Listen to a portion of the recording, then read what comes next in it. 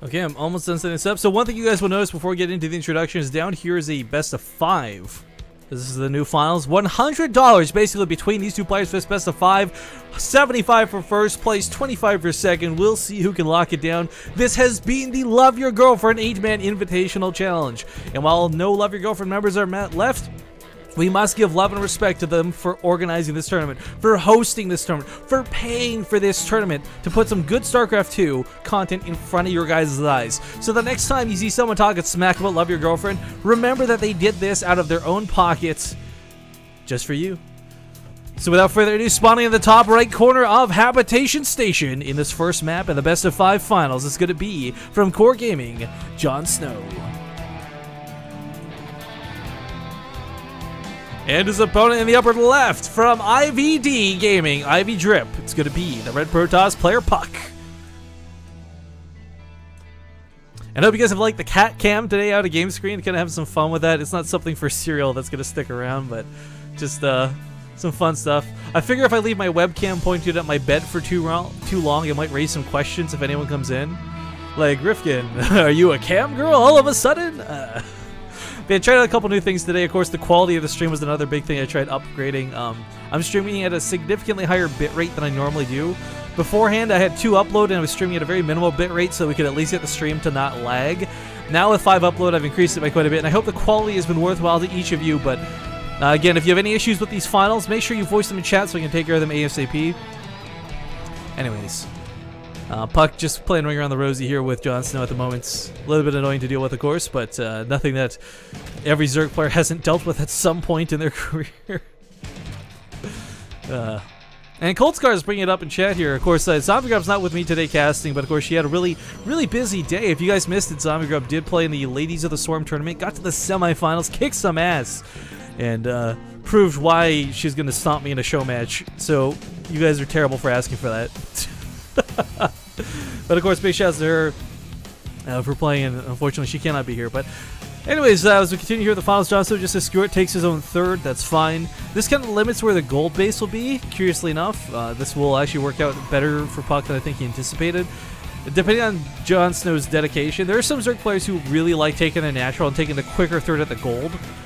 The gold base is really an interesting thing that's coming more and more into play the more we see this map get played out.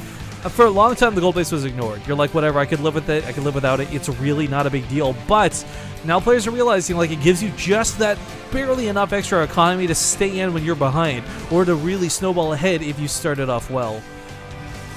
But taking 3 bases in very typical locations, Jonsnow's just going to play it safe. Not that there's any downside to not taking the gold base, it just means you don't risk having this base that's kind of a little bit more exposed, I guess.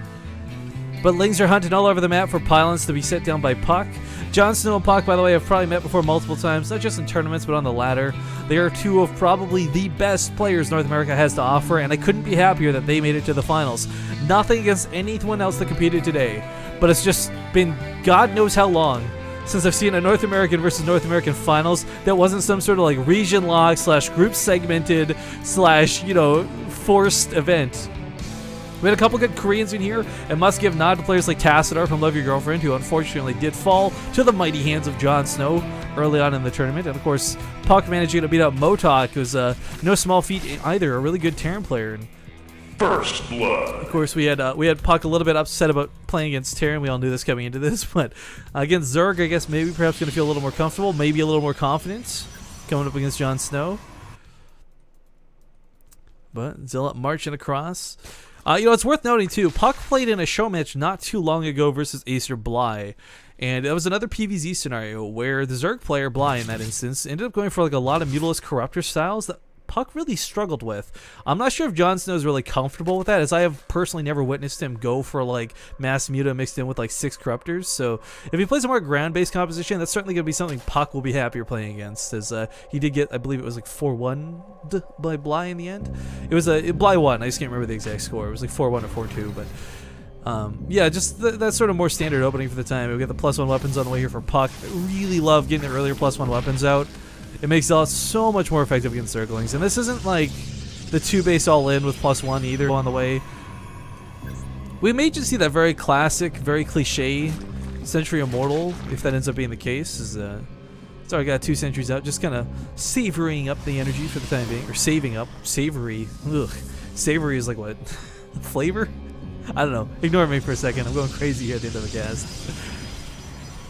But some spore colors coming down to the Jonsnow at the moment. This is, I think, out of paranoia more than anything else. He didn't scout a Stargate, but he doesn't want to be caught off guard by anything, be it Dark Templar, be it oracles that were hidden somewhere on the map through a proxy. Safe than sorry.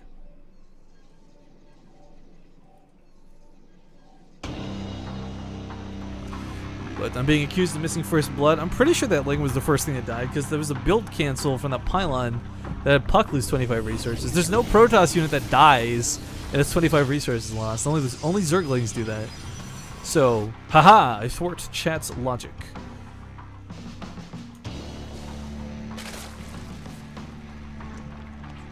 But you know, that layer is coming up. You know, they actually, worth noting, guys, they were kind of joking about this in the lobby, and I don't know how serious Jonsnow was, but they kind of, they had like some, like, it wasn't serious fighting, but they're like, oh, Swarmo is so difficult to use, I can only make like 1,000 mistakes and then still recover afterwards.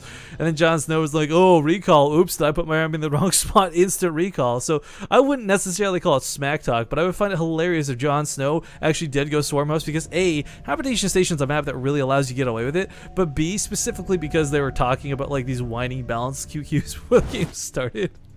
At any rate, Puck's gonna get up here with this Warp Prism. Now, this is a Zealot Warp Prism, guys.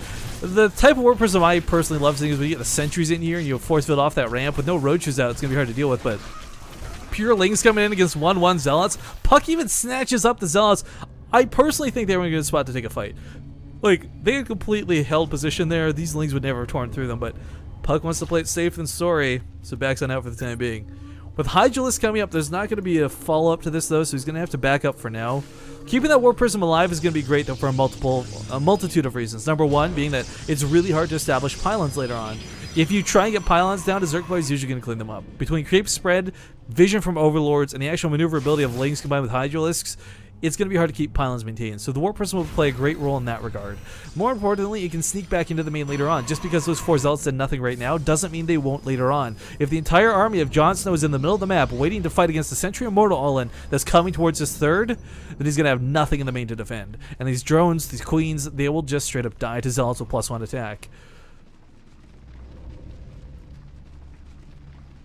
But down here to the south, getting ready for a fight. We got some Stalkers and Sentries have been revealed. Again, he knows the Warp Prism's there, but the Warp Prism is not as big of a threat so much as these Sentries are. Force fields are going to be a pain to deal with. There's a lot of ramps on Habitation Station. There's even this one giant, big, fat-ass ramp. So Jonsnow is going to not particularly have the greatest engagement areas to take. 2 Hydralisks do go down for free. Nice blink there out of Puck.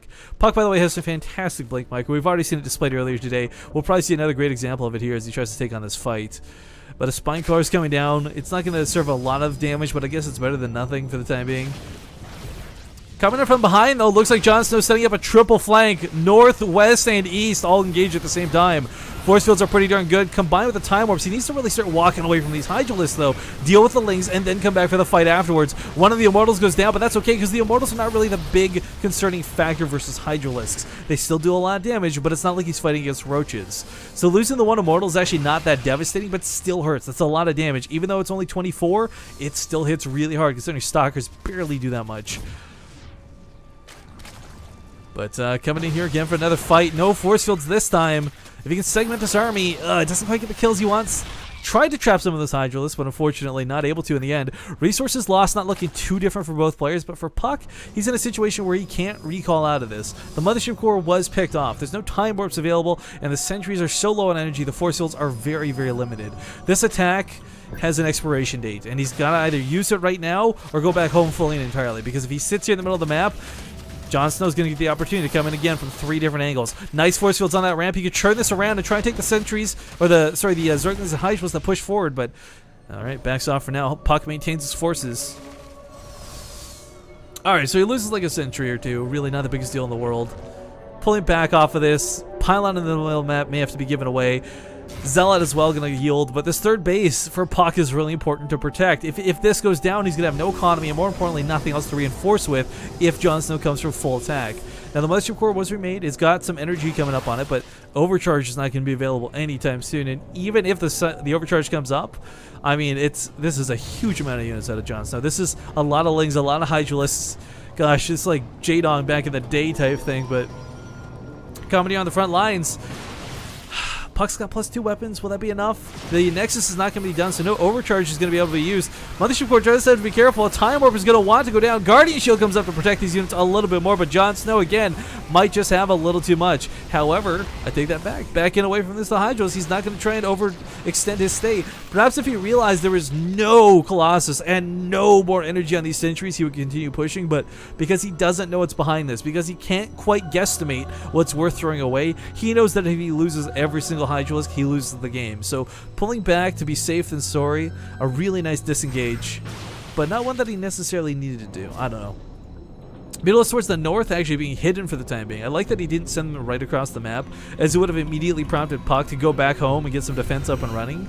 But if these goes to the natural, or hell, the main, oh no, if they pick off extended thermal lance, that makes the Colossus pretty useless versus the Hydralisks. But Jonsnow, is he opting for the base trade? It looks like he's opting for the base trade in this scenario. Oh, get that hype on, guys. BaseTradeTV! Base trade! Jonsnow is going to be completely across the map with his full army. Going to try and knock down this third base with Puck. He knows he'll take out the main from Puck as well. The Stalkers coming in are just like one at a time and not enough to deal with the regeneration of these Mutalisks. Puck, on the other hand, he goes for a recall with about half of his forces. We'll see if that's going to be enough to keep him in this game. Stalkers are going to drive the Mutalisks from the main. Lots of workers have already been killed, though. The natural base has nothing to defend against it. This Nexus will fall. The third base is going to fall. I don't think Puck recalled with enough to stay in the game versus an army, but it's going to be enough for now to keep him out of the main. Meanwhile, Puck is still pushing hard. He's knocked down the third. He's knocked down the natural, but Jonsnow is making a fourth. He's got his gold base. He's got some bases to fall back on. The Spinecrawlers are not going to be enough to keep him in this, though. But with the Mutalisks coming home, he may be able to clean this army up because there's no retreat from this army. Now, he did lose a couple of Mutalisks there, unfortunately. They were rallied in a little bit too preemptive, but Guardian Shield will help reduce the damage from the Glaive bounces, combined with the actual initial hit for the Glaive Worms. But there's just not enough anti-air here. Stalkers and Immortals and everything are going to try and focus down that layer, but I don't know. It's going to be close. The Immortals do a ton of damage. The Zerglings are going to get on top of this a little bit too late. Like three swings too late, 3 attacks too late. Jonsnow loses his main, he loses his lair, but he keeps his tech up for the time being. Now he's going to have to get a queen up there or some sort of creep where he's going to bleed out with these buildings. Both players not in a great scenario, but with Jonsnow having a gold base to fall back on, significantly better off than Puck, who's almost mined out of his main. Playing off of one base, he's not going to reestablish a natural anytime soon, and he knows this. It's looking pretty grim for Puck. He's not really got upgrades going for him. His army is not where it needs to be to deal with Jonsnow's, but he's got buildings scattered across the map. He's got Zealots kind of meandering around, and I believe he just scouted the gold, so he knows that Jonsnow's on that gold base. He knows there's no way to catch up on economy. And oddly enough, looking at the resources lost, guys, oh god, it is so similar. For how ridiculous that was, but the main difference is, of course, Jonsnow has got an army combined with an economy. And I keep saying that, and I don't really want to like overstate, but I mean, the reality is it's going to be very difficult for Puck. Now he's going for a Dark Shrine, which I actually really like. Mothership Core gets picked off, no Overcharge. That might be it. Very little chance to defend against this with just purely Stalkers, of course. They're going to try and deal with the Mutalisks. They've got Blink, but maneuverability is still going to be somewhat limited. Mutalisks are so darn quick. Trying to focus down the natural is actually going to cost him a couple Mutalisks here, but Lings flooding in on top of this is going to force the fight. Hydras are going to be segmented down to this, but there's enough Lings that they get on top of the Colossus. However, fried to bits. Jonsnow loses a large portion of his army. But even losing a large portion of his army, he's still got like way more army supply than Puck. And Puck's invested a lot into Zealots. Like, they're not doing a lot right now, but they're going to be great at keeping the Lings back. Keeping the Mutas back, though, is going to be increasingly difficult as this game goes on. Now, the Dark Shrine, you might be thinking, like, we're going to get some Dark Templar. I hope some cheese gets me back in the game. But Archons coming out of these might be his best bet, especially when it comes to dealing with Mutalisks. But not going to be easy, as he's got very damaged Stalkers to try and deal with this. Bleeds out Stalkers, despite pretty good Blink Micro. Mutalisks are going to be hard to deal with, but chasing these down, Jonsnow doesn't let the Blink get to him. and just keeps pursuing the Stalkers. Last few units of anti-air are going to go down here. Sentries are going to be okay, but Guardian Shield and Sentry DPS is not going to be enough to stop these Mutalisks. Not to mention, Sentries are so goddamn slow. But yeah, Dark Shrine going to be focused down, so not really going to get the attack damage here from Archons anytime soon. One Dark Templar here to the south. Puck not looking so hot in this first game, but it's a best of 5. We got some more coming at you. Now, it's worth noting, guys, they did agree to play Loser's Pick. I told them they could do map vetoes or Loser's Pick, and they both agreed to do Loser's Pick. So it will be Puck's map choice after this. We'll see what he elects to do. Although I am getting a little ahead of myself, but it's still looking pretty grim here. Jonsnow's not quite bullied himself into a victory yet, but Puck has actually managed to actually ascertain a natural base, something that, again, I wasn't expecting to happen anytime soon. The Mutalisk Flock is really scary, but not so dangerous that it's going to end the game outright. And, ooh, this one Dark Templar. Oh, God. Okay, here comes the Overseer. Yeah, he kills it. Back in the main game, the Mutalisk just picking off what he can for free. Maybe not going to be so much for free, but still tries to take a fight on top of these Stalkers, focusing down the sentries. It's going to be a nice trade for Jonsnow. He's going to lose a lot of Mutalisks to do this, though. But if there's no sentries, it means the Lings and the Hydralisks can get back in the game. It looks like, yep, that's exactly what's going to happen. Lings getting towards the natural.